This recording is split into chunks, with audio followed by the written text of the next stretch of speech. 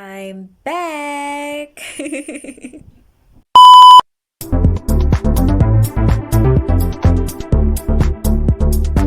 Hello, loves. I know I've been gone for a very long time, but I'm back and hopefully more consistent.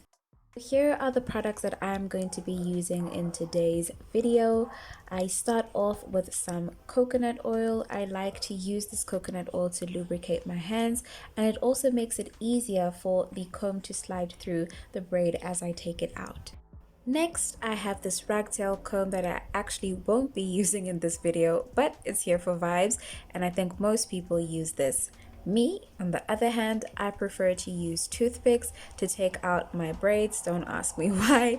But yeah, disclaimer though, these toothpicks are clean, they haven't been used, so don't come at me. Then you'll need a pair of scissors because I ain't about to be undoing my braids right from the bottom. These braids are hella long. I'll stand up and show you that they go way past my bum. So nope, I cut my braids to about shoulder length and then I start unbraiding. Finally, just so that we don't create a mess, I'm going to be using this plastic bag to put all the cut hair and old braids into so that I can dispose of it easily. So let's get started. Like I mentioned before, I cut my braids because I simply don't have the patience to be unbraiding them from the beginning. But if that's what you want to do, or you're scared of cutting your own hair, then do you, boo. But it could never be me. As you can see, I was struggling. Okay, so if you have thick braids, I wouldn't suggest that you use a small pair of scissors. Rather use a big pair of scissors because it will make your job a whole lot easier. Also note that I still keep my braids pretty long even though my hair is not this long. This is simply because I want to avoid cutting any hair at all costs. The goal is length retention, and we cannot achieve that if we cut our hair too excessively. If you're new here, I'm Phoebe Alexis and welcome to my channel. On this channel, we usually focus on all things natural hair. But I think this might change soon, but I'll tell you more about that later.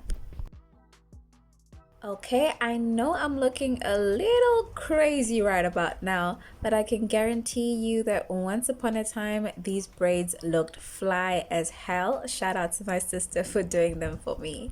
So I really wanted a protective style, particularly braids, because that's what I prefer. I'm not really much of a weave or a wig girl.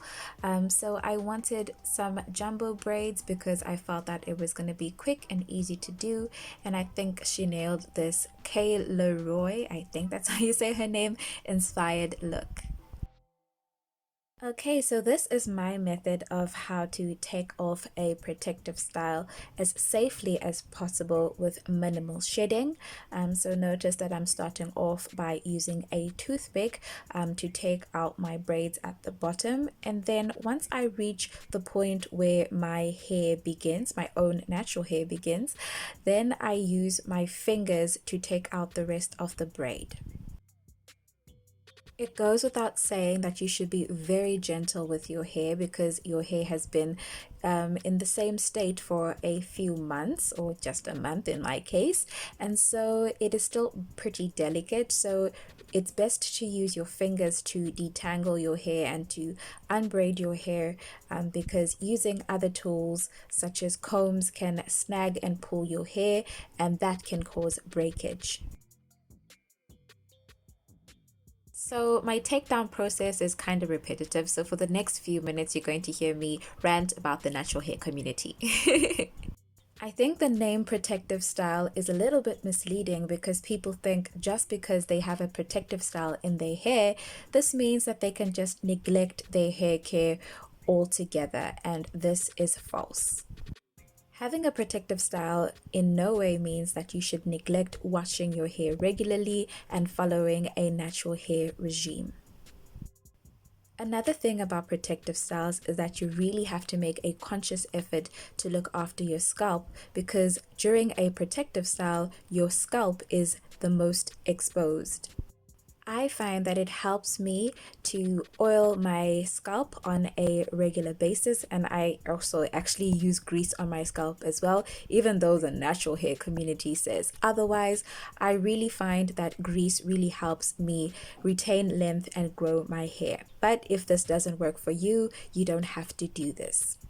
Like I said before, washing your hair is also important. I think people neglect washing their hair because they feel that water causes your hair to almost frizz up. Not necessarily frizz up, but it no longer looks sleek once your hair gets wet.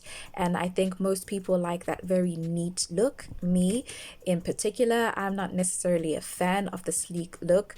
I don't lay my edges on a regular basis. Like, I do it sometimes for the gram, but in my day-to-day life I don't lay my edges every day, so I don't mind my hair looking quote-unquote untidy. In my case, I don't think that my hair looks untidy at all. I just think it looks natural because that is how my hair naturally looks. My natural hair is not as sleek or as laid as it looks if I use gels and lay my edges. So yeah, this, as you can tell, this is something that I'm actually quite passionate about. I don't like this whole trend of we all need to have 4A or type 3 hair in order for our natural hair to be popping. I like and actually prefer the type 4 type hair. To be quite honest, I actually think that this whole notion of laid edges is actually high-key problematic and very deep rooted in texturism, but that's a story for another day.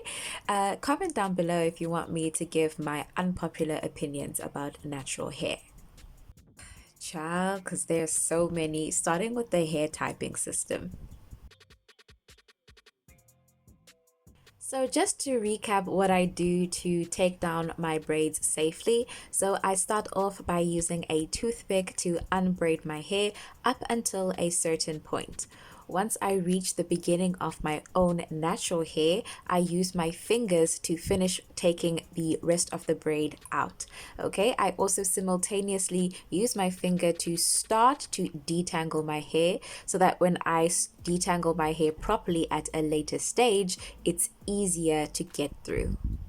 I also make sure that I use coconut oil on the tip of my fingers so that it makes this takedown process easier for my fingers. Like I said before, I feel like I owe you all an explanation for why I've been away for so long. So, the reason I haven't been posting so often is simply because life has just been getting in the way. First of all, I moved from Pretoria to Gqeberha, so I was still getting accustomed and getting my bearings around being back in Gqeberha and starting a new job. So, it's been pretty hectic for me these past few months. Speaking about the new job, that's actually something that I would like to share more of on this channel, but I've been reluctant to do so because I started off branding my channel as a natural hair channel. However, the more time goes by, I feel that I should branch off and venture off into different things because I have so much to share. Besides, as much as I am a naturalista, I actually don't have my hair out as often as you'd think. Most of the year, my hair is in a protective style, so that means for several months on end, or at least several weeks on end, I won't have anything to post that is related to natural hair content because my hair is in a protective style. So yeah, that's another reason why I haven't been posting as much on this channel. I simply didn't have the motivation.